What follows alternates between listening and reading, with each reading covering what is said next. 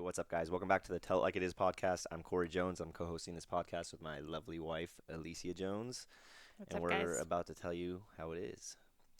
So, this is our third episode. We just want to say thank you guys for joining us again. This has been an absolute pleasure for us, and we're only a couple weeks in, um, but we're really enjoying it so far, and we're loving the feedback we're getting. So, we just wanted to give you guys a quick shout out and say thank you guys for joining us again week after week. Um, Yeah, thank you guys for the reviews. We were reading through them, loving them, and then we've gotten some 5-star ratings, which are really cool on Apple. I don't think you can review on Spotify, but wherever you're watching this, if you're able to review it, please do. We appreciate it very much. It's been cool to read through all of the reviews and stuff, so thank you. Yeah, it really motivates us, and we're actually really excited to be doing this one right now because we've kind of upgraded our setup a little bit. Well, not really upgraded. We just incorporated some new things. So we're actually filming this one for those of you who like to watch YouTube videos. So if you're a YouTuber, well, now you can see us on YouTube. Yeah. So we're stepping up our game. We're fucking excited. Your guys' reviews keep us excited. It keeps us motivated and keeps us going. It's really exciting. We like update our little app thing to see how many downloads we've had. It's just like a fun little I don't know, it's exciting to like see people actually are into it. It's really cool. Yeah, so if you're watching this on YouTube too, stop what you're doing right now. Go down and click the subscribe Please. button so you can get notified when we post new videos. If you're on our podcast, I think you can subscribe depending on the platform. But we'll get right into this one. This is actually going to be an exciting conversation for us, and it's one that a lot of people have asked us questions about over the years. It's a very powerful subject, and I honestly think it's kind of what defines us as a couple and really has been the deciding factor into how we've gotten to where we're at. And that is the topic of sobriety. So if you don't know our story, you're about to find out. And even if you do know our story, I think we're probably going to go more into depth on this one because we've stepped up our game in every way. I mean, we've made YouTube videos about this before. We've talked about it on Instagram before, but I think this now that we're podcasting and going to be uploading these videos on YouTube, it's going to allow us to go much more into detail and Much really more just than you could on a Instagram post or Instagram story. yeah. I mean, so far our episodes have been an hour each, and if we can talk about sobriety for an hour, I'm sure we can spill all the beans. Maybe Yeah. talk about stuff we haven't really spoken about before. So if you're on your path to sobriety, or if it's something that's crossed your mind, you're gonna like this one. Make sure you listen to the whole thing. Stay tuned. There might be something in here that can help you out, or you might just hear an entertaining story and get to know a little bit more about Alicia and myself. So I think we'll just start it off by going into each of our stories. So I don't know if you want to talk about, you know, pre-sobriety, any form of, I don't say mind altering drugs or I mean whatever you call it, any vices that That I you've had. had. Like, yeah, what is your experience with? Well, I actually didn't start even drinking or doing anything until I think I was 18 or 19 when I had my first ever drink. I'm lying. I think I was 17. When I had my first ever drink, I grew up in a very strict household, so I wasn't allowed to go to parties, go to my friends' houses. Like the only way I was allowed out of my house was if I played sports, so I ran track. That was pretty much it. But occasionally I'd be able to go over to a friend's house. And the one time that I tried alcohol, I was at like a little bonfire. I got really smashed on Goldschlager or whatever. It was terrible. I threw up, and then I didn't really drink alcohol or anything again for probably 2 or 3 years. So I didn't get into drinking alcohol for a long time. And even when I did, it wasn't anything serious. Like I never blacked out and got crazy. But what my thing was pills. So I started taking Norcos and any type of like opiate pill in my early 20s. It started because I used to get really bad migraines and headaches, and I had gotten prescribed them on a couple occasions, and eventually they started to run out faster than I was able to get them refilled. And so I eventually just started buying them off of my ex boyfriend at the time and a friend that I had. And one thing led to another. And I was like heavily addicted to pain pills. And I was taking up to, I don't even know, like maybe 15 pills a day. And I think I was 20. How old was when we started dating? I was like, 23. so I must have been like 22 or something because it was like about a year before Corey. So that was kind of my thing. It was like I was fully functioning. I would go to work every day. Like I was never like blacked out, trashy and anything like that. Intoxicated. No, yeah, like I would take a pill or even half at a time, but I just took it frequently. And I've always had trouble sleeping, so they really helped me sleep. So I would take them before bed. And other than that, so that was kind of the extent of my like drug usage. I experimented with weed, I experimented with ecstasy, cocaine, a couple other things, but even then it was very like here and there. Like it wasn't something that I did all the time. My addiction and like the personality like the personality that I have is very addictive, and with Corey his is also very addictive. So You when go we got hard. together, that's when shit kind of went. That's when I went kind of crazy. Plus at this point I was living on my own. I had a job. Like I can pay for it myself. Like it's for me during when I was like growing up in like high school and stuff. Like I honestly couldn't do it because I was not allowed out of my house. So that's kind of the extent of where my addiction went. And then I'll let you get into yours and we can talk more about mine. But I Okay. don't want to like tell everything right out the gate. But Yeah, for sure. I'll go ahead and talk about my history with addiction and drug use, alcohol use. So my big killer has always been alcohol. Like anybody who's known me, who's known anything about my past, would probably be surprised if they saw me today and they hadn't seen my journey over the last 5 or 6 years. Most people from high school or even when I was in the Marines would probably wouldn't believe you if I told you I was sober or if I told them I was sober because of how heavily influenced I was by alcohol and controlled by alcohol. But I've done quite a few things, and like she said, I have an addictive personality. When I like something, especially something that makes me feel good, I fucking love it. It's like, we're and I, very extreme. very extreme people. So I also don't have, like, I don't know how to enjoy things in moderation. Because even Alicia will tell me, like, when I drink a lot or if I'm doing something that I like, she's like, dude, slow down. Like, you don't need to have it all at once. But that's not really how I work. If I have something that's making me feel good, I'm just like, fuck yeah, I want to feel even gooder now. Like I want Even gooder. I know gooder is not a word, but that's what I'm saying. Like I Yeah. wanted more of it. If I feel good, I want to feel great. If I feel great, then I want to feel fucking phenomenal. Like there's really just no my mind just doesn't do it well. I don't I guess I'm just a child at heart in many different ways and it shows when it comes to addiction. But my story is a little bit longer. Um, I actually had a few instances where I had alcohol at a very young age. So the first time that I legitimately got drunk, and please don't judge my mother for this. Like this happened when she was young. She was in the Navy. Basically, she was having a party when I was 2 years old, and you know how when somebody drinks a beer, usually they leave like a quarter of an inch at the Mm-mm. bottom, half an inch. It's usually backwash, but there's still beer in there.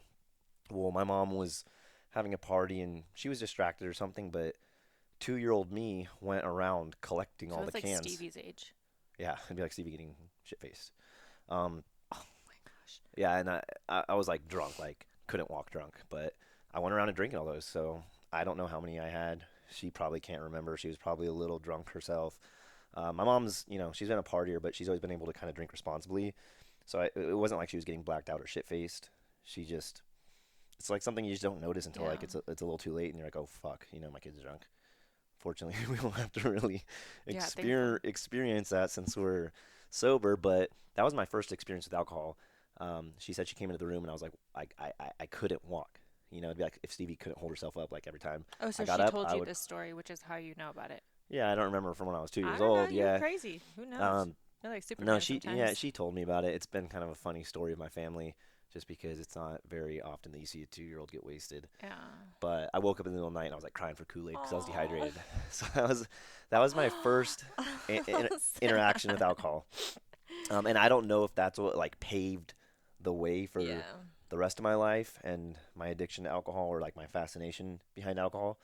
But when I was like, I don't know, 8 or 9 years old, my parents were having a party again, and I'm pretty sure I snuck a few beers as like an 8-year-old, Hmm.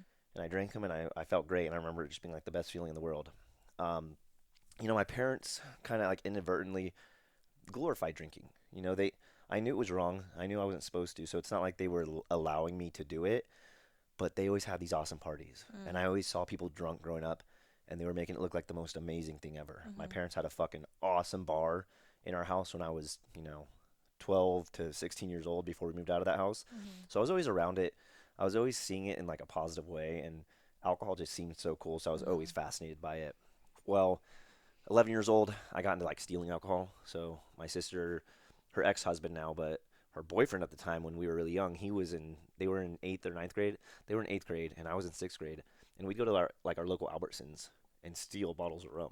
When I'm 11 years old, my mom, I don't know, she thought I was out skating or something, and I was a little skate rat, but I'd go in with my big baggy hooded my hoodie, and I'd put a bottle of rum in between uh, my Your pants and your my shirt. pant waist. Mhm. I'd put bottles up under my armpits and then like one in the pocket. So I'd walk out with like 4 or 5 bottles of Damn. alcohol at the age of 11 years old. So I was at that point in my life, I was drinking when I could. I couldn't just go to like an Albertsons and steal alcohol every day, Yeah. but I would do that occasionally. And still from the bar. Yeah, and Your I steal parents' from my bar. parents' bar. Yeah. They caught me doing that a few times, but it was just something that I had always seen at a young age and always liked. And the crazy thing is like I would black out when I was 11 years old. Like I'd get drunk enough to black out, and I know most people when they black out for the first time, that's like their wake up call. Like holy Scary. shit, maybe I shouldn't drink that much. I couldn't tell you how many times I've blacked out in my life, and it started Yeah. when I was young, because like I said, I'm the He was kind of guy known for who that as a like when we were partying and stuff, he was known for we used to get mad. We'd be like, "Dude, please don't fucking black out before we're like it'll be like 10:30 and we want to party."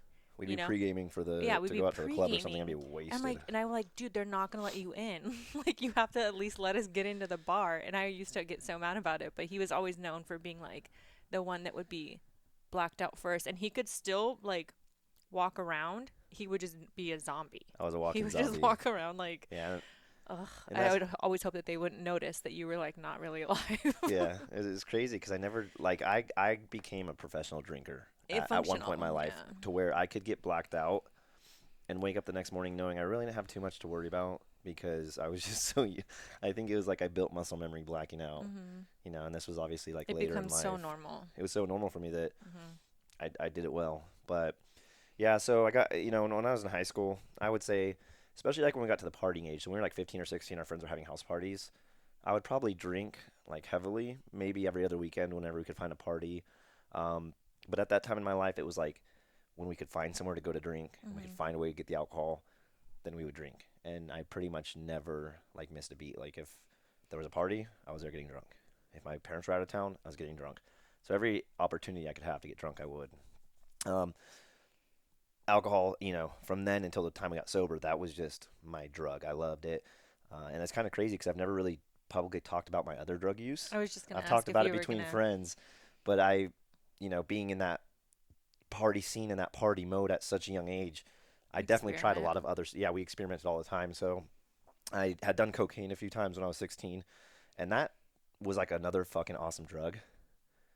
But I think I liked being intoxicated more for whatever reason. I Really? liked forgetting about everything. Like I liked just, you know, no worries, no stress. So cocaine was fun, Mhm. but I always preferred alcohol. And it was expensive too. So like we'd scrounge up like $40. Yeah. We didn't have jobs or anything, so we'd figure out a way to find it. We'd all ask our parents for money or whatever.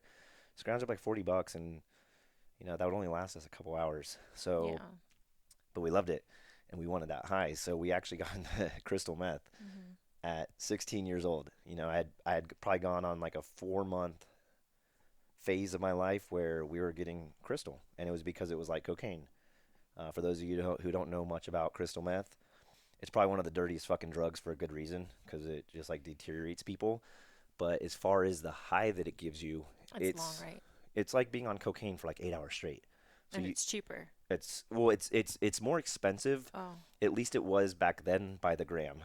So like let's say you bought a gram of cocaine, you were looking at like $40, and then if you bought a gram of crystal meth, you were looking at $50. Mm. But the difference was The life. The it lasted longer. yeah. So you do one line of crystal and it lasts you 8 hours.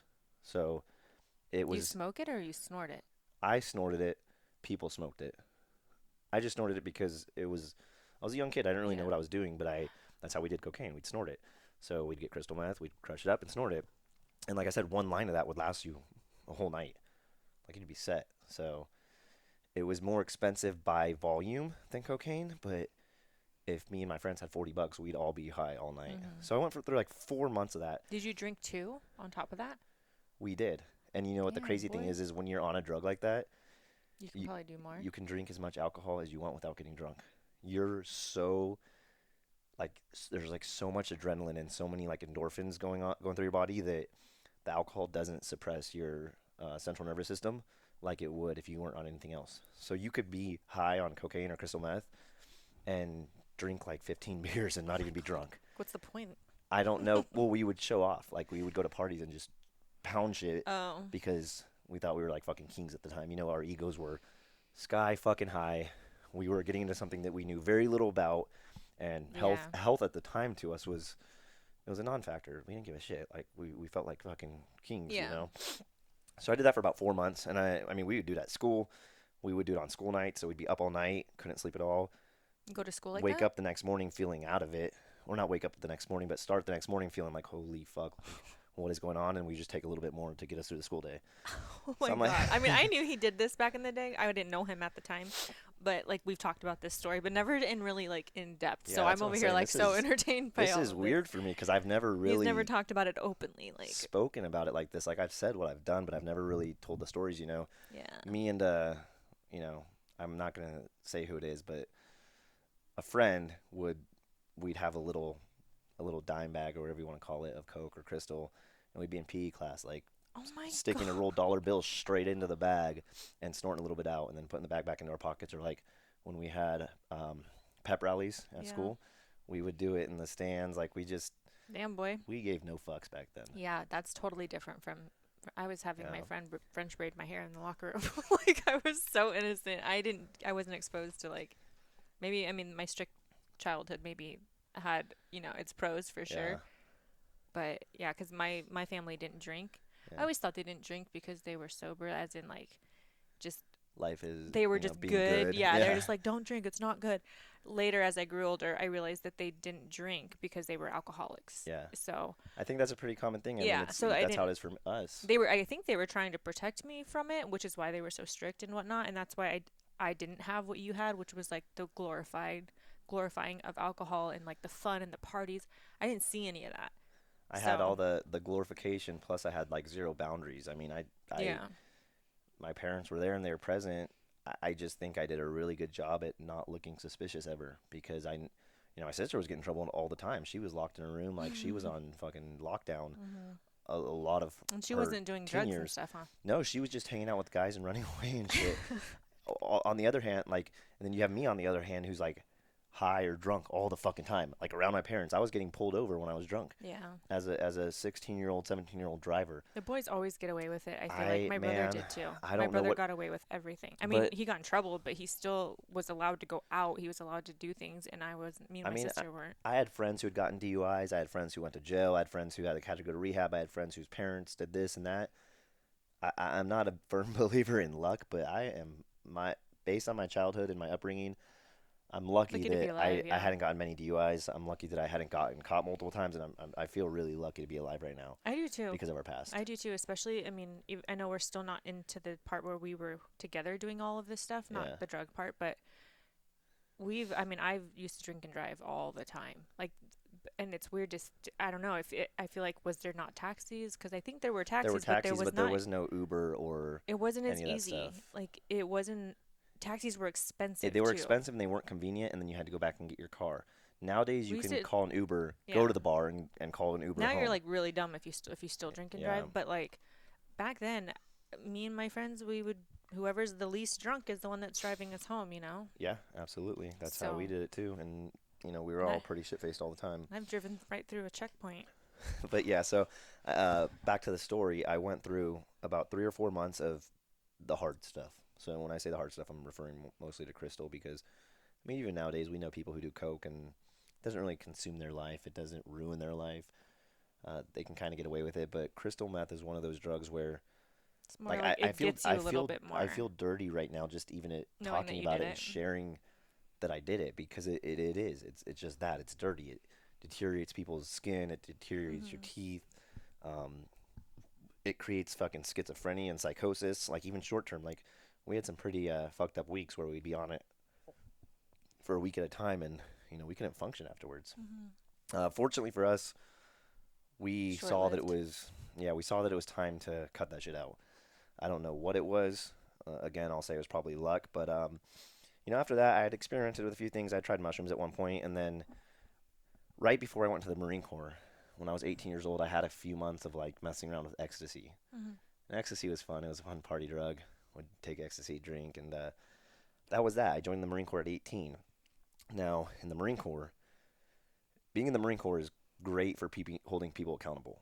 If you get a DUI in the Marine Corps, it's much worse than getting a DUI as a civilian. Hmm. If you get a DUI in the Marine Corps, not only are you having to go through the legal process of getting your license back and going to safety classes and paying all the fees and whatnot, but your career is pretty much fucked. So it'd be Hmm. like if you were working at Aerotech and you got a DUI, It's my old company. and Aerotech cut your pay in half, told you you couldn't leave the office for like a few months, and then kicked you out of the company. And then anywhere you went to work after that, they'd be like, "Oh, she was kicked out of Aerotech Yeah. for misconduct." So it's That's kind of serious shit if that happens. it's. Yeah, exactly. That's kind of shit that happens when you're in the Marines if you get in trouble. So any form of drug use was zero tolerance. If Hmm. you got caught doing drugs, you were fucked, right? And they did drug tests all the time. If after holiday weekends, they would drug test everybody. If you went on leave, they would drug test you. So that was the end of my drug use. But being in the Marine Corps, alcohol was completely legal, and it was also really glorified in the Marine Corps. Hmm. If you know people in the military, there's probably a good chance that you know that they like to drink a lot, and especially the Marines. The Marines was the shittiest branch in the sense that you get treated the shittiest. They they get the least amount of funding, and they're the first to go to war. So it Hmm. takes like a special kind of someone to join the Marine Corps. Somebody maybe who is extreme with everything they do, Hmm. or a little excessive. So I fit right in there, but it definitely didn't help me out with my drinking problem. So I met Alicia shortly after I was in the Marines. I was 20 when I met her.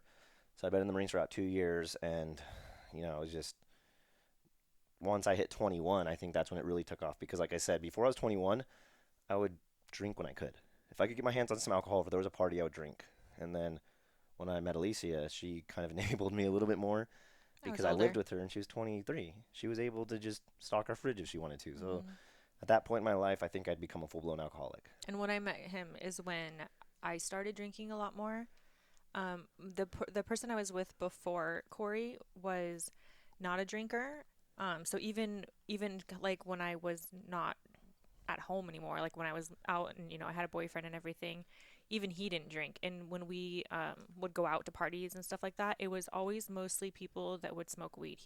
He sold drugs, he sold pills and he sold weed, and he was just a huge stoner. So his friends were stoners. They would come over and they all smoke, and I never really cared ever to. I mean, I tried it, but I just never really did anything for me, so I didn't really smoke. I was still popping pills.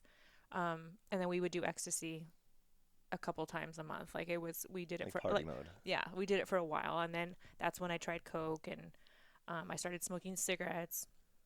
And then when I met Corey, he introduced me more into like the drinking scene.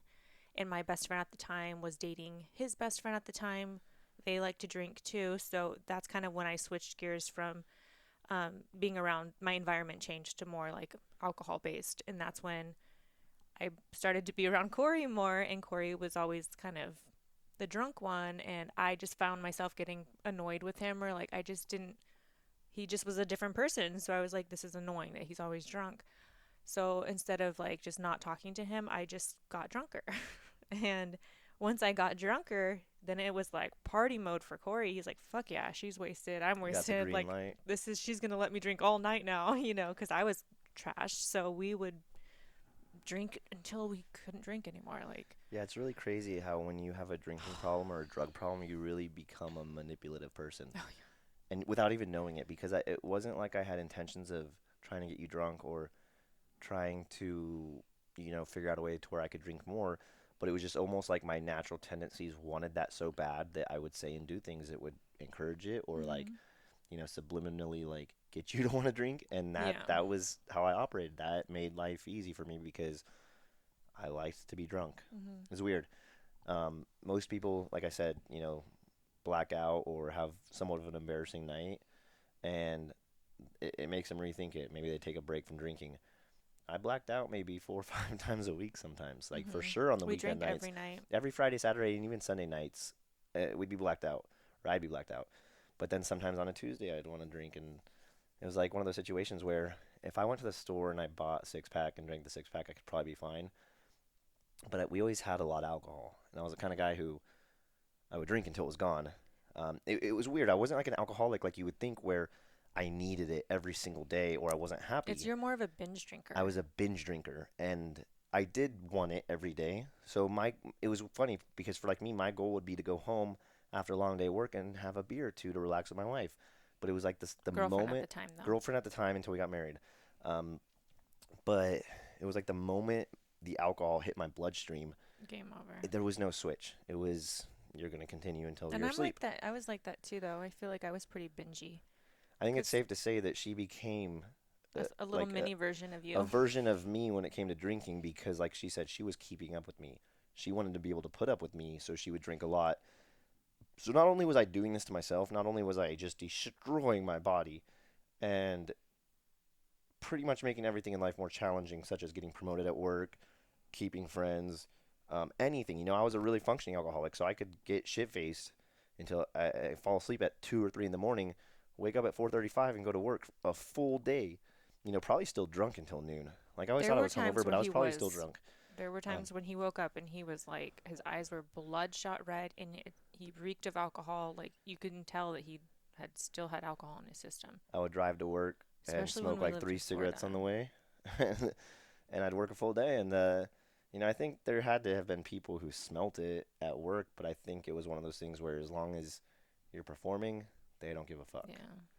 I think once you do something You stupid, they'll guys use it would to burn you. trip if you saw like, and there are people who know us, like for his sister Alex and our best friend Nick, and people that were around during that time, and they know they've seen it all. But it's like I trip out on it because I wish I don't wish that there was social media back then because I would Stories weren't I didn't don't I exist. don't even want to think about what I would have probably posted, but it would have been nice to have been able to like kind of flash back a little bit and show you guys like how fucking insanely different we were during that era. Yeah, Like our friends who were there with us during that time, they can recall like, oh yeah, they were like, yeah. Everybody partied we're hard. so different. Like the Corey you guys know today, the Corey you see show up on Instagram, you see show up at the gym, the coach that is training you and pumping you up and motivating you, that isn't the Corey that I was dating and that I married. No. And it's weird because he he it was like I was dating two people. So I had this version of him when he was sober, but we A fraction of this version. right, because I now wasn't he's as obviously, motivated or yeah, clear, like level-headed, or he you was still a know, good dude no matter I what. was a He nice was always a good person. dude, I think I've but always been a nice person. and we still like we had fun together and stuff.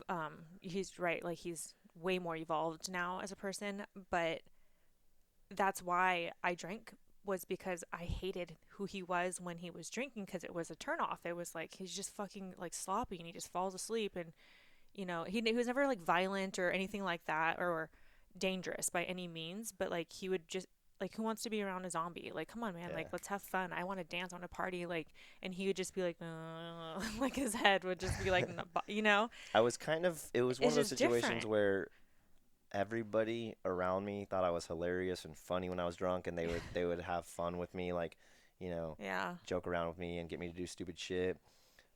So it wasn't like I was a bad dude just pissing everybody off He and was like, hating everybody, yeah. but obviously she loved me, and And I also could tell that it was too much, like when you know that someone has a problem, but you're kind of like not. You feel first of all, I was like, I don't know if that's even my place to be like, yo, bro, I think you have a well, it's problem. because that's how We we were met. dating, and, Yeah. and then that's how he was when I met him. Like the first night, we went and got what those little malt beverages at the casino. Remember Oh yeah, the the energy I drinks. forget what they're called. They're like What were those called? I used to drink Four Locos. Like that's how dated I am. But it was the other one, Sparks. Sparks. Yeah, Yeah, it was he was like Sparks. throwing back Sparks, and we were smoking I cigarettes, drank and just like everything. it's just anyway, it's just mind blowing to me because if like some of our people that we mentor and like I don't know if they saw who you are now, they wouldn't believe it. They Yeah. wouldn't believe it. They probably think we're exaggerating when we Uh tell huh. the story on our podcast and on YouTube. They're like, yeah, yeah, I'm sure Our everybody lives were drinks a lot, so but different, you guys. So different. Like even the people who partied hard with us in the past knew I had a fucking problem. hmm So there was like two people I think who would encouraged me to drink more and who like really didn't give a fuck how much I was drinking. But other than that, everybody, knew it was a problem. It was a lot to anybody's standards. Like nobody like looked at me or saw me doing what I was doing and was like, "Oh yeah, no, it's debatable." It was a Mhm. problem. It was a serious Mhm. problem for pretty much anybody who saw. Mhm. But yeah, I mean, you this whole point of this podcast is to talk about the sobriety, and you guys probably couldn't envision me in that way, but a lot of who I am and why I'm the way I am today is because of that.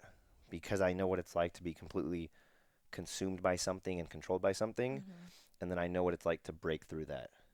Yeah. So I know the worst of the worst, and I know what it's like to be completely free of it. But more importantly, is I know how powerful it is to make it through that process. Mhm. Giving up alcohol for anybody is a very powerful thing. Yeah. Especially I think especially for the people who don't think that they have a problem. The people who and they may not have a drinking problem, meaning they may not be like full blown alcoholics, but they drink every night, Yeah. or they cannot turn down a Friday Functional. night out with their friends Or they can't because even imagine like going out and not having a drink or like going out to the club with and being sober, right? yeah, or it's just you can't picture it. Yeah, I think it's for those people in particular, it's to to quit doing that, to overcome something like that, the change you go through, it's like it forces you to grow so much. Mhm. Like I said, it's a very powerful feeling. So somebody who doesn't think that they're controlled by alcohol, but they have to have their, glass of wine every night, or they have to go out with their friends on Friday because what else would they do?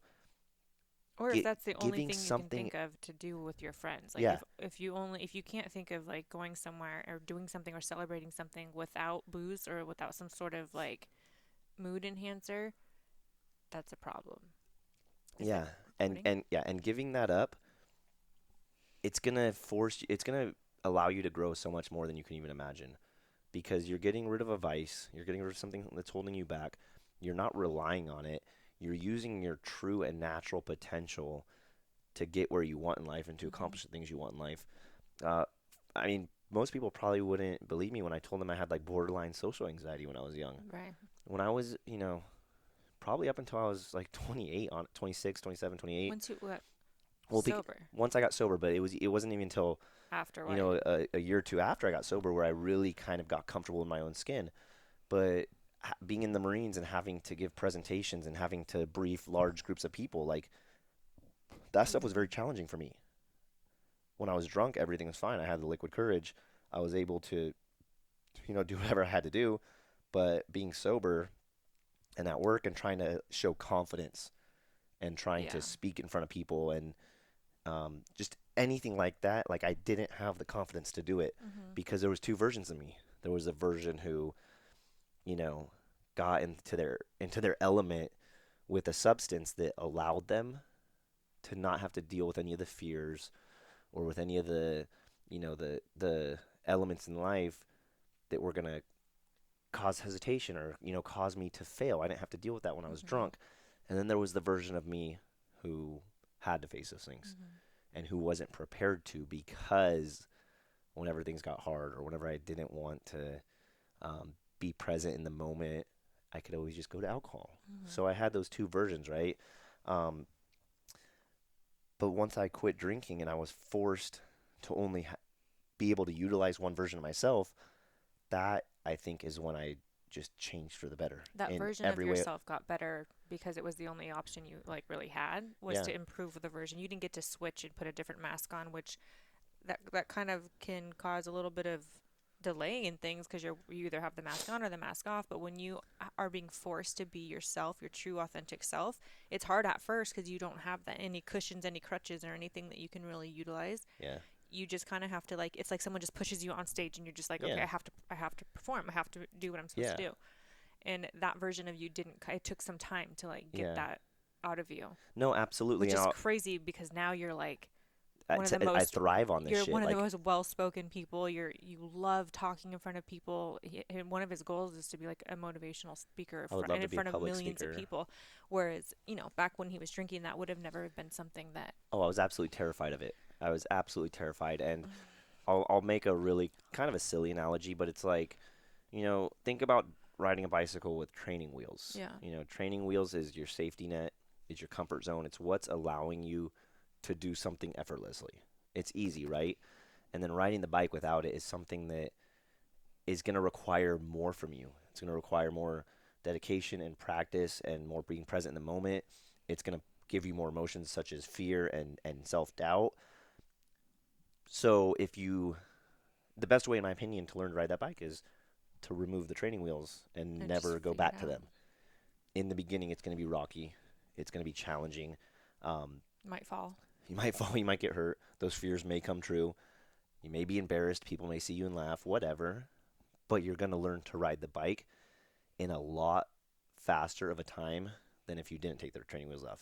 In fact, if you just kept the training wheels on and you never took them off, you're kind of just prolonging that false sense of security. Hmm. You're prolonging, um, the idea that you can still ride and have fun, but all those fears go away. You don't have to worry Hmm. about those things. And then so that's like, let's say the training wheels are the alcoholic, the Hmm. person who always gets to have it, right? The riding the bike by itself is being sober and using your full potential and using like the Like actually using learning what how is to use it. required of Yeah. you to actually ride that bike on your own, using your skills and using your balance and all that stuff. Like if one of your training wheels broke, you would know how to continue on. Whereas if you didn't know, you Yeah, wouldn't be able to get anywhere. exactly. And then having the training wheels and using them sometimes and then sometimes not using them is kind of like the moderate drinker. Somebody who can go to that comfort zone, say they're stressed out or they're having a day filled with anxiety, the kids are going crazy, they can just kind of go to that drink, right? And not really think too much about it. It's not a problem because they're not always drinking. And they Um, still know how to ride their bike without their training and wheels. they still know how to, but they're getting a little bit of a break. Yeah. They're getting a little bit of a break from reality, a Mhm. break from those emotions, the Mhm. fear, the pain, whatever comes along with it, right? Mhm. Now, let's say that that same parent wants to be like the kid who can ride his bike, no training wheels ever, never looking back, and they completely quit drinking alcohol. It's going to take them some time to adjust to coming home and not having that drink to kind of silence out the sound of their kids or forget about their workday or whatever the case may be. But once they do that for a little bit and they stick with it, that's when they're truly going to grow into the person who can handle all those things without it. Mhm. So, you take the fact that when you're hungover, it's hard to perform. Mhm. When you're um, drinking and spending time hungover, it's taking away time that you could be practicing. Let's say you want to be a skateboarder, professional skateboarder, or an athlete of any sort. Well, when you're drunk, you're not going to be able to practice efficiently when you're drunk. You might do it and have fun, and you might injure yourself. Who knows? I got on a skateboard a lot when I was drunk, and it never really turned out good. But even when you're hungover the next day, like if you want to go out and practice, it's going to be inefficient, right? So you're going to lose time. You're going to lose time focusing on the things that you want to, the things that you want to get good at. Whereas if you completely remove it from your life, you're never going to have that be a limiting factor. Mhm. That alcohol, the hangovers, those things are never going to be a limiting factor, right? But those things are a downside to drinking. The money, the cost. You spend a lot of money when you drink alcohol. You spend a lot of money when you leave your credit card at the bar and they Mhm. they don't close your tab. Or when you You spend a lot of put money all when the your drinks car on gets your tab towed. when Yep, you're at the bar and you're like the girl on the buying everybody on the shots, bar right? like me, and I was like, shots on me, Yeah, everybody, and it adds up. yeah. Yeah, There's so many negative side effects that come with it. yeah, that's Your car getting towed or having to leave your car in a parking lot and mhm. then getting an Uber home and then having to go back the next day to get it, having Or somebody. just the decisions you make while you're intoxicated. And maybe your goal is as simple as like getting into shape or losing weight or something. I mean, you might think that it's just one night. You're just having a couple drinks, whatever. But when you have a couple drinks, you might have a couple bites to eat too that are not the best, right? Then you might not you might wake up hungover, so you might not go to the gym the next day. And then you're dragging ass all day. It's just like it's never just having drinks for one night. There's always consequences. Whether they're big or small, they're still there and they compound over There's a lot of time. baggage that comes with it. Yes, and it's never a single like you have a couple drinks and that's there's always going to be something else that is added to it. It's going to influence your decisions. You're going to say things that you maybe normally wouldn't say. You're going to spend time with people you normally wouldn't spend time with. You're going to text your ex. You're You're going gonna to buy things you normally hook wouldn't up with buy. people that you wouldn't normally, or you know what I mean? Like you're going to it completely changes your judgment, Yeah. and that's when mistakes happen. And that's not going to it's not going to be anything that gets you to reach your goals that you have, Yeah. you know. And not only that, so you have all these negative side effects that come with it and all these things that are going to kind of limit you in the short term, but the I almost feel like there's this compounding effect when you quit drinking. Yeah. Meaning, okay, you've been sober for a month, awesome, you're starting to feel comfortable in your own skin. Okay, you've been normal for 6 months, great, you're really getting the hang of it and you're realizing that you don't need it to have fun anymore.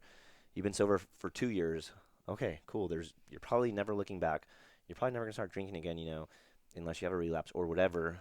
But by that time, by those 2 years of zero like delays or interruptions from hangovers, zero setbacks, all the you know emotions of being depressed or having anxiety or all like the negative emotions that come with drinking, all of those things being gone for so long, you're going to find that your body and your mind perform optimally in Mm. every sense of the imagination. And I'm not just talking about from like a fitness aspect.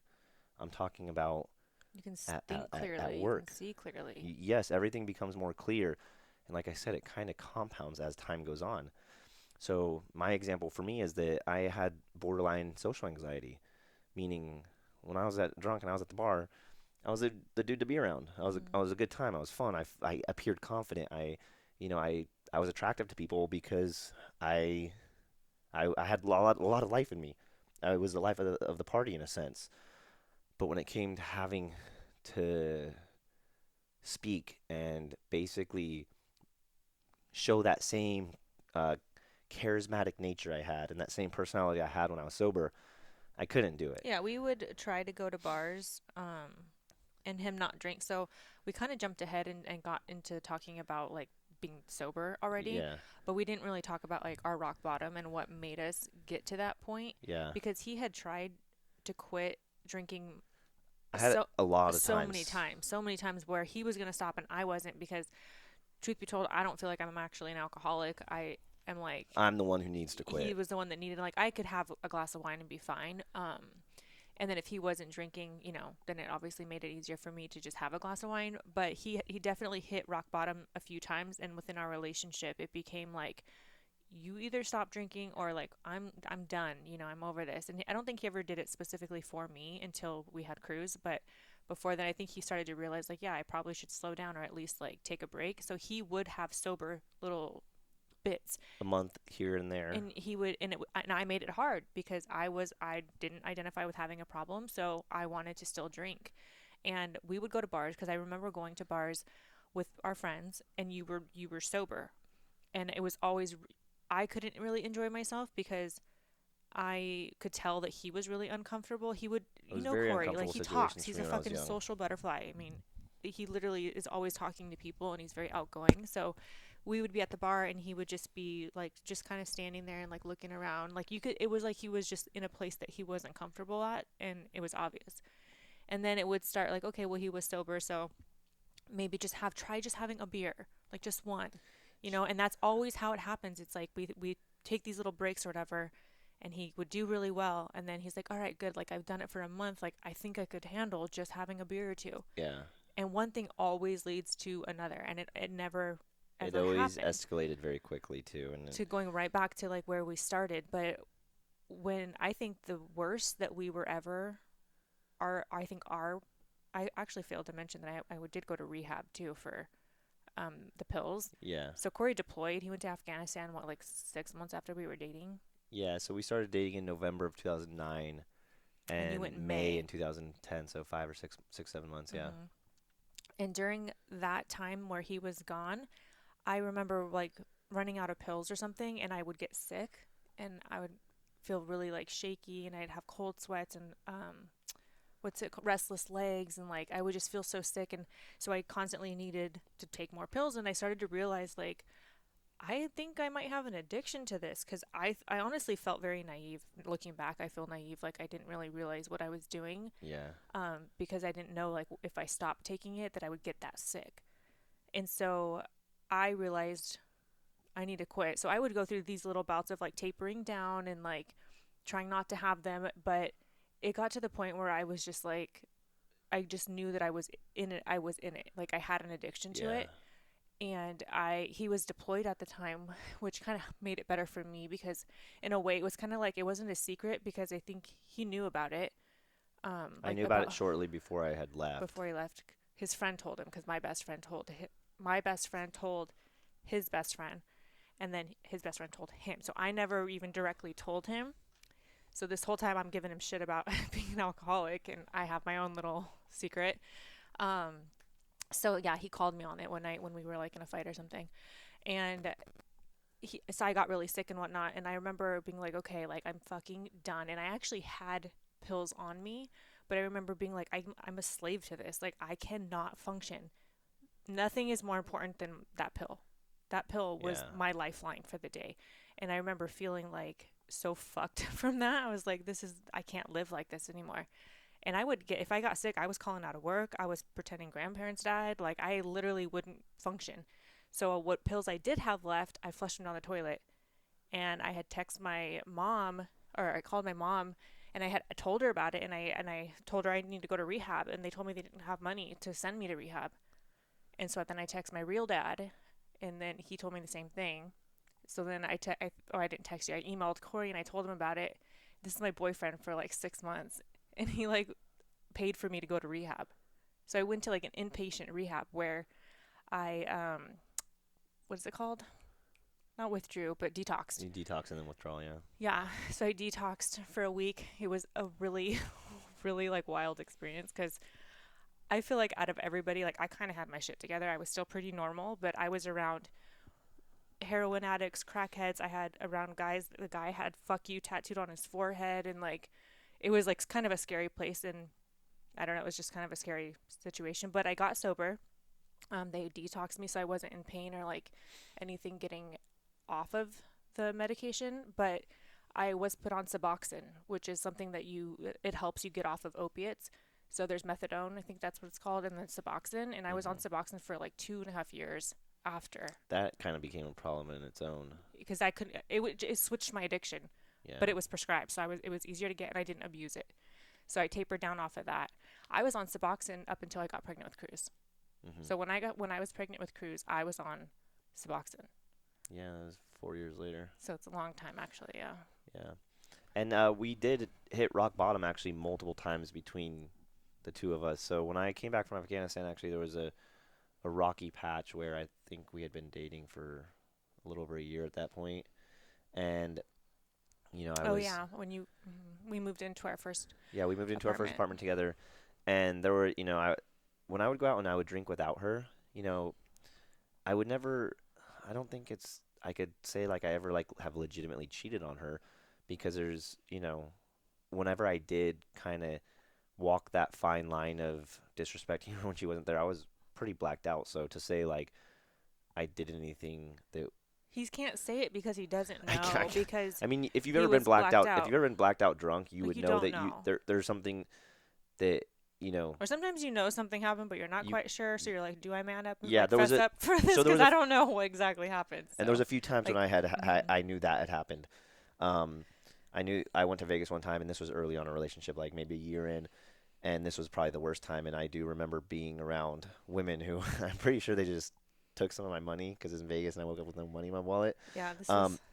but I had pretty much treated it like I cheated on her. I'm not gonna like Mm. say, well, We technically I took did it. this, I technically I did. took it as he cheated on me because he disappeared in Vegas solo, like he was by himself running amok on Yeah, Vegas, and there was a credit card charge on his. Like I had access to his email, and so like I was checking his it was a email. hotel room, which to be He honest bought a with you, I hotel don't even room, know if like I legitimately even had. stayed there or Yeah, whatever. I was so intoxicated. It's not even funny. Like I should have. I don't know how I didn't have alcohol poisoning so many times in my life, but You probably did. You have a pretty well, tough stomach when she it comes didn't. to stuff. The thing is, she didn't believe me at the time that I didn't remember everything that had happened that night, and because she hadn't really experienced a blackout at that point. Mm.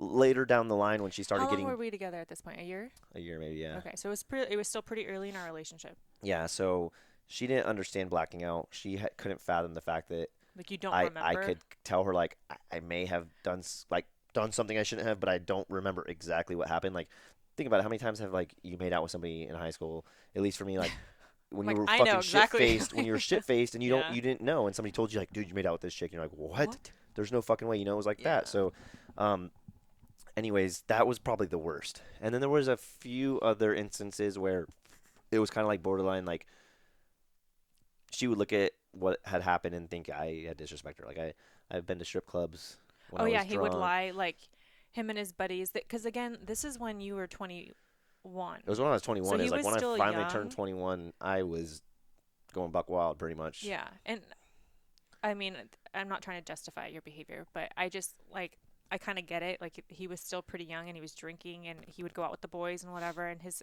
not all of his friends were in relationships and stuff. So they would go to like strip clubs and lie about it. And then one of them would get in a fight with their girlfriend or something and it would come out and then all the girls would find out and we would, I'd start fighting with him and so in that apartment, in our first apartment, we fought constantly. We shouldn't have been together early in our There were relationship, so and I many say it times all the when time. Alex's truck was pulled up because I was kicking him out, or he was like, "I'm leaving. I'm moving out." Like he was gonna leave, The and first 2 or 3 years was pretty rocky. super rocky. This is why I say, like, when I say if you like if our friends back then, they would have never predicted that we would have been together because of how much we fought and how much we disrespected each other. Yeah. And one thing I did want to point out too is like that instance in Vegas where I had, like I said, all my money was gone. Like Yeah, they I had depleted his lost like bank account. thousands of dollars without knowing where it went. Like I pretty much got taken advantage of when I was shit faced in Vegas. Um, but anyways, like she was obviously very upset with me, and my mindset at the time was like, I'm sorry that I did that to you, But he wasn't but I like mean, begging for me back or well, anything. I was even more sorry what I had done to myself. And at the time, she was like, "You selfish piece of shit. What do you mean you're more sorry? I'm the victim here, not you." And that was the crazy thing is like, I think looking back, we both understand that I was the victim at the time because it wasn't like I was consciously going out and like trying to find a more attractive woman than my girlfriend at the time. Um, He had a problem. I had a very bad problem, and it was beating the shit out of me, Yeah. And I think having that insight to know like, you know I'm sorry that I had to like make you feel this way, but there's something going on with me. Like I'm kind of scared for myself. I'm kind of worried for myself. But see, he didn't always communicate it like that to me. So it always It kind came of off as very selfish. it Like always kind of felt like he doesn't care. Like, okay, I'm over here saying I want to work on it, even though I'm the one who got cheated on, or at least we think he did. Whatever. I'm just gonna say yes, just we so that say it's that easier. just to But not give. It's hard to give the benefit of the doubt when I can't say I really understand. Like I and blacked chances are out. you probably did. Like, I I don't don't know if I know. was shit faced wasted. I would probably cheat on you. Like I'm not. I It didn't back was then. I'm not saying that like that I ever did, but I can see how this could go both ways, and I'm yeah. just gonna take the worst one as Well, yeah, whatever. we've accepted the fact, and we were able to move on Move and on work from past it. those things, But during even that at their time, worst. it was like I would be like, I'm done. Like this is not cool. I can't be with you. You've done this, and that to me. And he'd be like, You're right. You're right. You don't deserve this. You deserve somebody better than me. And I'm like, this motherfucker wants to like cheat on me and then tell me I deserve better. You're supposed to be Well, chasing me right because now. here's the thing Like, though, is where are like my fucking flowers, bro? Like, because I knew what but was he knew going on deep down though. inside something was up. I knew deep down inside, like I said, I wasn't just trying to find somebody who I thought was more attractive. Like I knew that there was deeper rooted issues, and I'm like, I can't sit here and try to justify like Or trying to convince you to stay with me. Like there's something wrong. or say that it's not Um, going to happen again. or yeah, I knew I was like I don't have Kind of in a control. situation here. I don't have control, right? Yeah. So that was like that. You know, that year was pretty rocky. And then I'd say after that, we had gotten to the point to where we could like drink together and party together still, and never really have too much to worry. There was a few times where like I might be talking to a girl when I was drunk and she was like wasted on the other side and be like, "What the fuck are you doing over here?" But it was never anything like that was. Not that bad. That was probably the worst of That it. was like yeah. There was never anything after that that was like so bad to where she's like, "No, I got to leave you."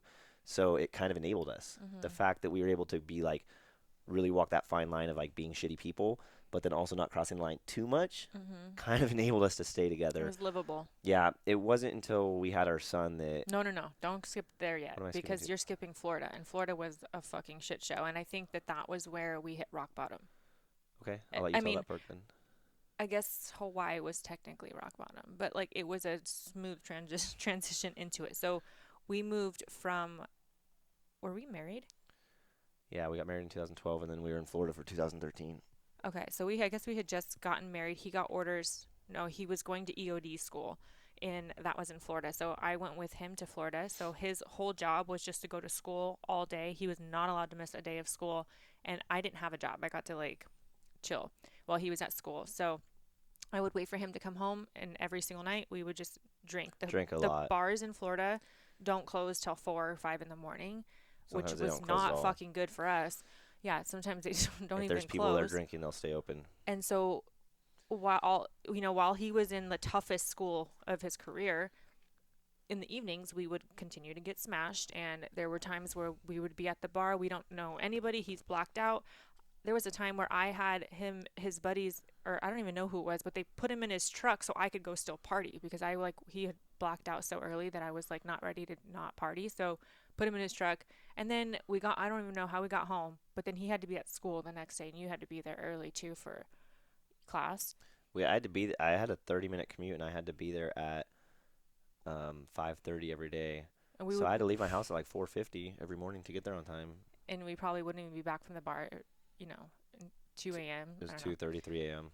But Florida, we pretty much drank every single day. And I that was where I felt like, okay, I have a problem, because I would get so fucking sick. I couldn't eat, I couldn't drink. I'm pretty sure I had alcohol poisoning It got very bad. pretty much like every weekend. Like my hangovers went from being like one day to even drinking the next day to try to cure the hangover wouldn't work. Like I would try to drink to get rid of the withdrawal, or like that feeling, and it wouldn't work. I would just get sicker and sicker, and I just spent hours vomiting, and it was just horrendous. And we would have like Chinese food everywhere, like Oh, the dogs the would dog tear the place up. They'd leave we'd come home and leave the door wide open, and the the dogs would garage just sale. leave. Do you remember the garage sale? Yeah, we had a funny garage sale. Oh, we had a garage sale and we were wasted. We had mimosas like first thing in the morning. It was so we have so many stories. But I anyway, was I was knocked out on our garage sale blanket by like 9:30 in the morning, like passed the fuck out wasted.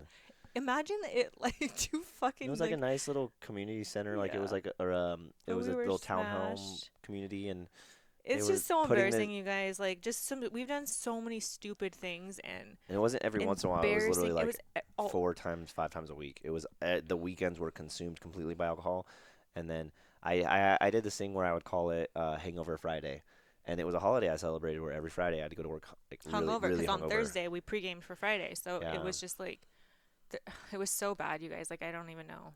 We could tell stories all night long. Like there's just so many things. But Florida for me was my like moments where I remember just constantly being sick because I was so her hungover. body couldn't handle it like I mine was could. hitting a wall. Like I just couldn't even consume alcohol anymore without throwing up and dry heaving and just feeling like constant migraines and headaches. I couldn't sleep. I'd have the shakes. Yeah, Like that's fucking bad. Like if you have the shakes, you would get it too. We would drink and not be able to sleep for like 3 or 4 days after yeah. that because of how much we drank. We were in Florida for like I don't know 9 months or something, and then we got orders to Hawaii, and then so before we went back to Hawaii, we went back to California, and we would sneak. So he used to be the guy that we're at dinner with friends, family, whatever. He didn't want me to see that he was sneaking tequila shots and stuff. He would go to the bathroom. I went to I the air bathroom a quoted lot. that bathroom, but he would actually stop at the bar and grab a couple shots before he came back. Well, by this point, I was his buddy, where I would like elbow him or like tap him or something and be Yeah, like, "Let's go." So we would both go to the bar, throw back some shots, and then go back to the dinner table, like where we weren't even drinking in front of our. We would have a drink at the table, but like, we came back to California a different breed. yeah, like we were like fucked up all the time. Hmm. And yeah, I don't know. I could go on and on, but That carried over to it just got Hawaii. really bad. Yeah, Yeah, the that beginning of Hawaii. we got into Hawaii and we were in that same mode, but then she got pregnant um, with Cruz probably 4 months after we got there, I think, right? Yeah, because we had Cruz in December 2014, and we PCS there in January 14. When we had gotten into Hawaii, it pretty much carried over, so we were pretty much living the same lifestyle. And then I want to say in like, was it April or May time we found out you're pregnant? April. So we found out she was pregnant in April, it was awesome for us because we had tried for a while to have Cruz or have a baby, get pregnant, and it didn't happen. So when we went to Hawaii, we decided let's stop trying and just enjoy Hawaii. Thank fucking God she got pregnant because this was really like when things started to change. So I had quit drinking when she was pregnant for a little bit. When she I was gonna say when she became sober, when she became sober from being pregnant. Um, I got sober because I had a baby in me, yeah. so So I when she, quit smoking cigarettes and drinking on yeah, cold turkey. once she gave birth, she wanted to enjoy wine again. So I kind of got back into it, and then it was up and down. long story short, I'm just gonna get kind of the end of this to where I hit rock bottom again. I was in Florida for training, and she hated when I drank without her. Because I didn't If trust she wasn't him. present, she didn't want me to drink because she didn't know she well. I don't even think it's that she didn't trust what I was gonna do, but she didn't trust that somebody was gonna take care of me. Yeah. She liked when she could take care of me better because she could be there to ensure that I didn't do anything, that nothing happened to That's me, gonna right? hurt him or that's gonna hurt And me. get taken advantage again or Yeah. ruin everything, right? Well, I went to Florida, back to like Fucking Florida, man. back to our old stomping grounds, and I went out for a couple drinks with the guy friends, and then it just turned into like an all night bender. It was on a school night. Again, I had like an hour and a half. I went to school completely wasted, but I finally got on the phone with her because we weren't allowed to take our phones to school. So she was like all day, like, "What the fuck's going on with him?" Because I had called her when I was drunk. I was saying like, And he "Baby, I was love like, you," and blah blah blah. I Like was like, I was this drunk talking to her, motherfucker. so she knew. Well, turns out I had gone to a strip club with some of the guys. It was a strip club she had been to in Florida. It was a thing to go to the strip club there. Not justifying that I did Shout it, out to the but Matador. Is that was it called the I Matador? I think think it so. was. Yeah, it was a dirty ass strip club. So grimy. But I don't think it was the strip club that was the big problem. I think it was just the fact that she was at home with A baby. our baby Eight who months. was he was 8 months old, and she just she had the wisdom to look at the situation and be like, this is not good for our family. Like this is not what we should be doing with our family. So she told me I'm moving back to California with my family, and you can go to Hawaii to an empty house. And I even think at that time I think I didn't argue with her again. I was like, I wanted her to be happy. I like it was hard for me. I was in the worst feeling of my life. Like I'd never felt this awful in my life, especially losing my son because I I became like his best friend the day he was born. Like an instant bond with that kid. Like he was the most important thing to me after her. And I knew I was about to lose like the two greatest things that the two things I lived for and that I was trying to be successful for and that I did fucking everything for, you know? So it was heartbreaking for me, but it was almost more heartbreaking to try to convince her that I was going to do better because the last He didn't believe in himself. at that point in our relationship, the last 4.5 years had shown us that I couldn't, that I would be lying if I told her everything was going to be okay, and that, you know, I didn't have the energy to argue with her and go through that time and time again. So I was like, you got to do what you got to do. And she was like, I was so motherfucker, pissed. I'm like, what? what? Like, I'm here with your seriously, dude? kid. Like, Like, and it's like one of those movies when you're watching a movie and the guy kind of just gives up and you're like, no, fucking go get her. You love her, you know? And yeah. like, I couldn't do it because like I was trying to be honest with myself, and I'm like, I'm fucked. Like this is my life, you know. And she's like, well, I'm not gonna go yet. We're gonna talk when we get home. So I'd come home, we'd talk, and she's like, look, I'm not letting you off that easy. I'm not gonna just go home and forget about you, but you need to change. Like, tell me what you're gonna do. You know. She wanted me to go to classes, this and that, and I was like, I you know wanted him what? to go to like rehab. She wanted me to go to like inpatient rehab, and I was like, I don't need that. I was like, that's it. I was like, I'm never having a drink again. And I think she even told me like, be careful, making a promise like that because nobody says it has to be forever. We just need to fix fix this. And I was like, no. I was like, Because that kind of scared me, honestly. Because I was like, well, saying what about like when we it go on was hard. vacation? Like, That was a very hard I thing was like, to well, I still want to fathom. like casually drink. I wasn't ready to. I I know. had just been sober for 9 fucking months. Like, Yeah. let me have a glass of wine.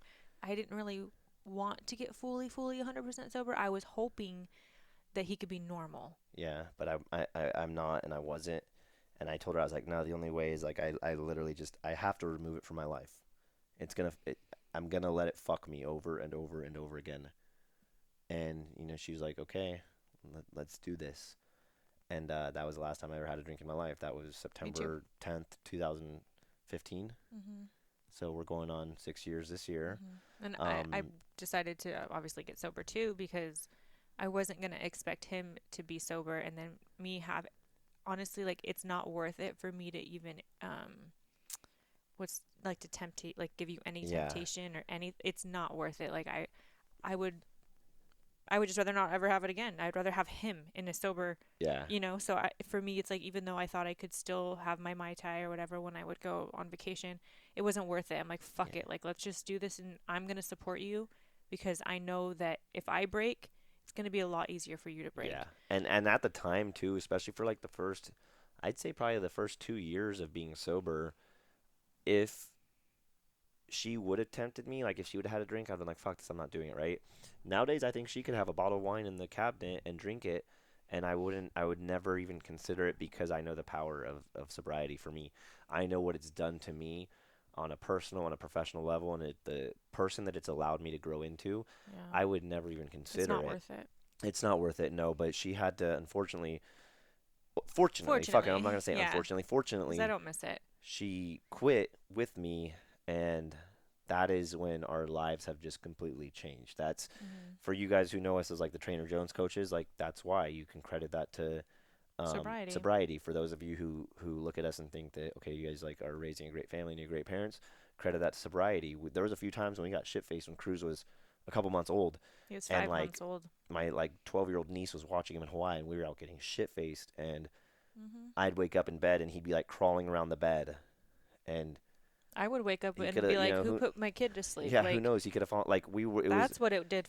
That's what it was for me. Like yeah, when as a mom, I remember feeling like, how the fuck do I not even remember putting my 5 month old baby to bed? yeah. It was a horrible feeling because at that point now we're just not affecting ourselves. We're affecting somebody else and potentially killing someone. We could have lost his. He could have lost his life. It was just we were so Eh, irresponsible. Very So irresponsible people, you irresponsible. know. I'm like so mad at myself right now. I know. I'm I so don't. mad. It's hard for me to It's speak just these like things out loud that he because seriously it's saved like the us. drugs, the alcohol, like the some of the things that the human being that it caused me to be is something that I'm not proud of, but We'd I never want him to see us like that. I'm proud of what it's allowed me to grow into, and that's another huge thing is being sober doesn't just affect us now. Like my our kids aren't going to grow around or grow up seeing dad drink beer, It's so not I think the normalized. temptations for them to want to do that are going to be a lot More like me and less not. likely than the average kid, you know, and Hmm.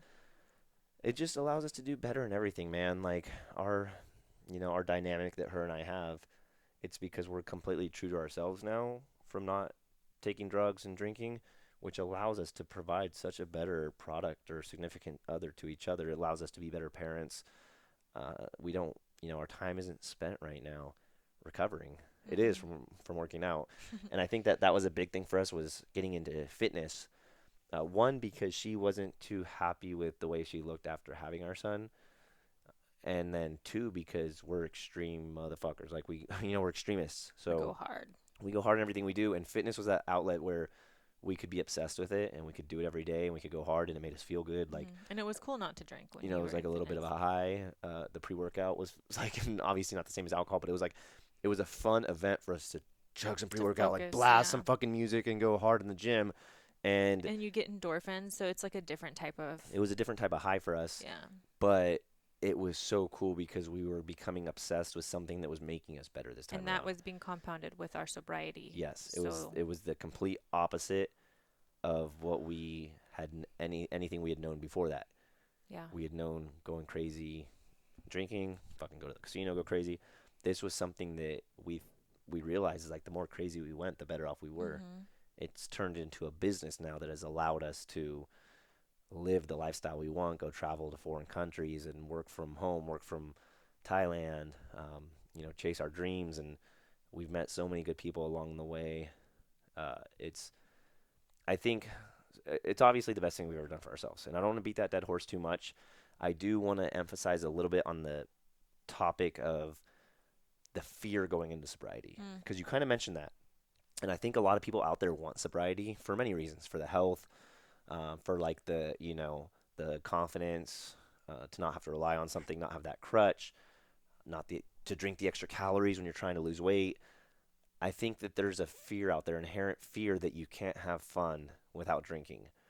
And my experience, I'm not going to tell you that you can or you can't. Everybody's different, but I am going to say that my experience with it is that the first 6 months was definitely challenging. When we went out to a bar or when we were in a social setting and I wasn't drinking, it was hard for me because it was like completely out of my comfort zone. So I had to learn to adjust to that lifestyle.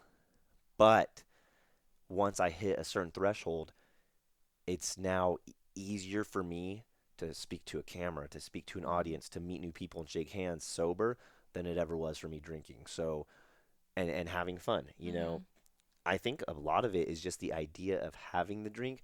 We went to Puerto Vallarta this year and well, pretty much any vacation that we've gone on, especially like ones to Mexico, since we've been sober, we always get virgin drinks. Hmm. And I get virgin it's mojitos. kind of They're so silly good. because you're spending like $6 for a No way, non-alcoholic Mexico's like beverage. $2. In Mexico, it's cheaper, but if you get one here, it's still Yeah. pretty fucking expensive. Yeah. Like that you still pay for the service, but it's actually really fun to have a virgin drink because you're still getting that vibe of being in paradise with Hmm. a mojito, and it's not altering your mind, but it's definitely possible to have just as much fun sober and to feel just as good sober, and if not even better, do those things even better Hmm. with sobriety than it is with alcohol. It's just like with anything else in life. If you're stepping outside your comfort zone, it's going to take some practice. It's going to take a little bit of adjusting, but once you get good at it, like just like with the gym, when you first go to the gym, it's not necessarily a fun thing. It's a chore. But once you get good at it, then you're like, It's fuck yeah, fun. gym is Yeah. life. You know what I'm saying? Like you become a gym rat. Same thing with sobriety is at first it's really fucking hard to do, and it's hard to imagine yourself being sober and going out to social settings. But It is. once you get a little practice, That's what held me back in the beginning was just like thinking, because our whole life was so, like, all we did was it's flipped party. upside down. So I was like, well, what are we going to do on the weekends? Yeah, Like, what are we going to go to dinner and not order a drink? yeah. Like that, But you can. You totally can. I'm like And addicted to yeah, sparkling water now because it still gives me that satisfaction of a carbonated drink, but I can drink 10 of these without feeling like shit the next day. It's yeah. phenomenal. And you truly do get used to it the more you do it. It's only the beginning, like anything. It's only the beginning that's the hard part of it. Yeah. And then you just get acclimated. You just figure it out. I don't know. That's definitely one of the most common questions that I get is like, well, like, what do you do to have fun? And like, people can't even picture having fun without booze. And you can be social and you can go to social gatherings and events and stuff and be the sober one. And the chances are you're gonna have a good time and you're probably not gonna leave pissed off at anybody and there's Truth, not gonna be yeah. Truth be told, I don't think there's anything more fun than enjoying your life and finding happiness in your own skin. Like being true to yourself, it's and raw. it's raw, and it's again at first, yeah, it's gonna suck a little bit. It's gonna be down. It was fucking downright terrifying for me. I was scared. I thought that I was gonna be an epic failure. I thought I wasn't gonna be able to hack it, and I was gonna lose my family, or I thought that my life was just gonna be less Boring. exciting. But I could Hmm. say in the last 6 years of my life, I've accomplished the greatest things. I've done the most exciting things. I've had the most fun. I've shared the most memories. I've met the most people and maintained the best relationships, And our marriage has, exponentially like, improved. it's indescribable. Like, I don't think people, I don't know, people probably think that maybe how we are on Instagram is not how we are in real life, or like maybe people don't know so they assume, but we're genuinely happy and we genuinely trust each other, and 100%. it's And it's something I've never felt before. well, I think it's because we know that we're getting the true raw versions of each other. I don't have to worry about her going out and like even like let's say you have somebody that you really trust. Somebody that you really trust can make a really bad judgment call when they're drunk. I know that if she's going to go out with her friends, if she's going to go out on a vacation My with her judgment's family, or on no matter par. what, she's never going to just slip up because one too many drinks. Like it's just a liability that we don't ever have to Hmm. worry about anymore. And that sense of security is what It's does it for me. yeah. Like that sense of security, knowing. I've even told him, like, dude, go have a guys' night. Like, go out, go, I don't know, go do something. You don't have to go to like the strip club or whatever, but like before, I wouldn't want him to go on a guys' trip because I would think the whole time that they're on the guys' trip, they're just going to be drinking and doing stupid shit. But now I'm like, if he wanted to go on a backpacking trip to Europe with his friend, I would encourage it and support it and not think twice about it. Yeah. But before, you bet your ass I'll be on that trip, Yeah. and yeah, but it's just nice to have.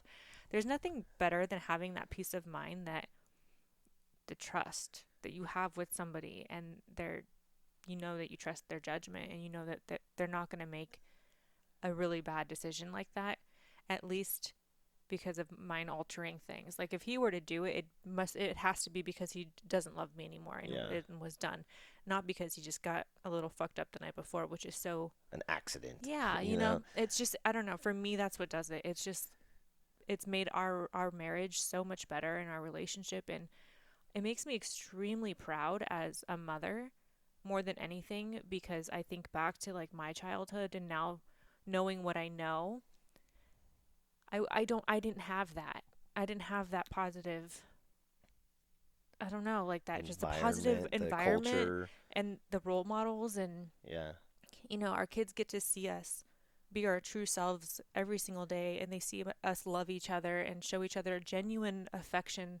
It's not enhanced, it's not anything special because of a Mm-hmm. substance. When we hug on each other and kiss on each other, hold each other's hands, when we do all that stuff, we're raw. This is It's the real. rawest we've ever been. When you have a couple drinks in you, you might feel a little more lovey. But us, it's like it's consistent and it's who we really are, and our kids get to see that. Yeah. And I'm really proud of that, and I'm really proud of the fact that we show our kids how to have a good time without any of that stuff.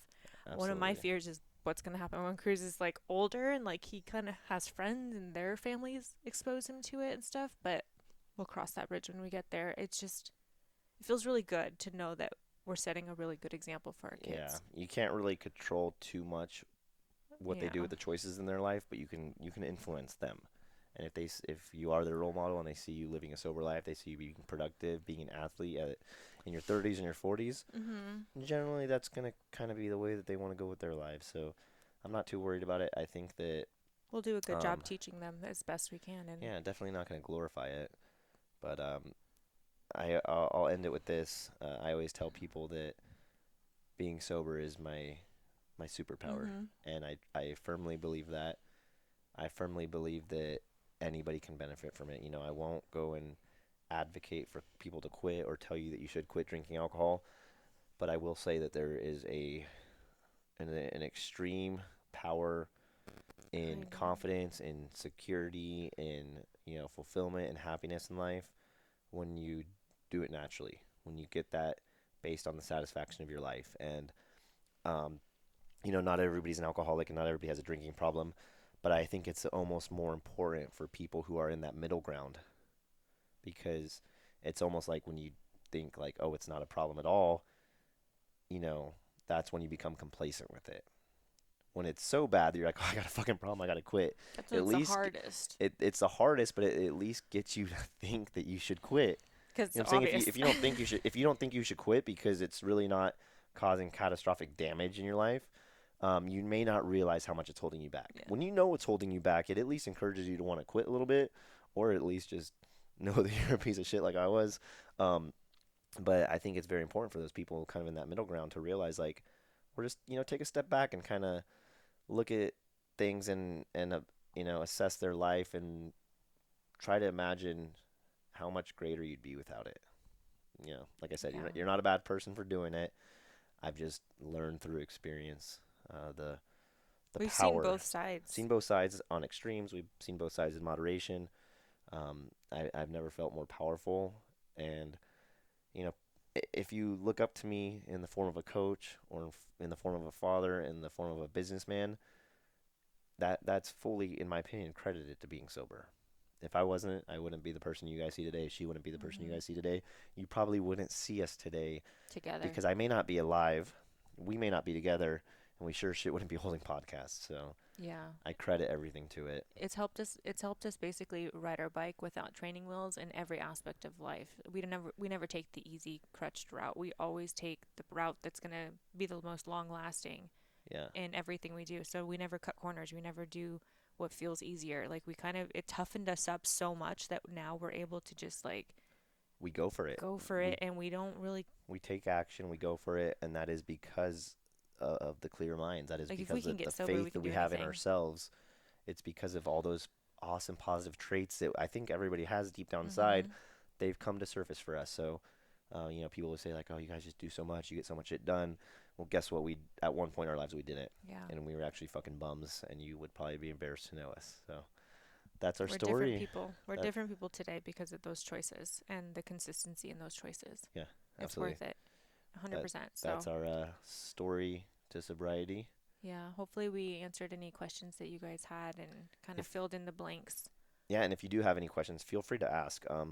I by no means will ever claim to be like a sobriety coach or like a Yeah. counselor or anything like that.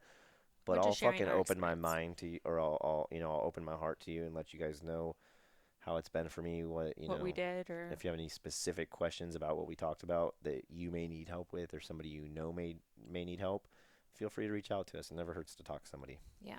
And we always know how to connect people to the right people too. So if we're not that person, we can likely help you find that person.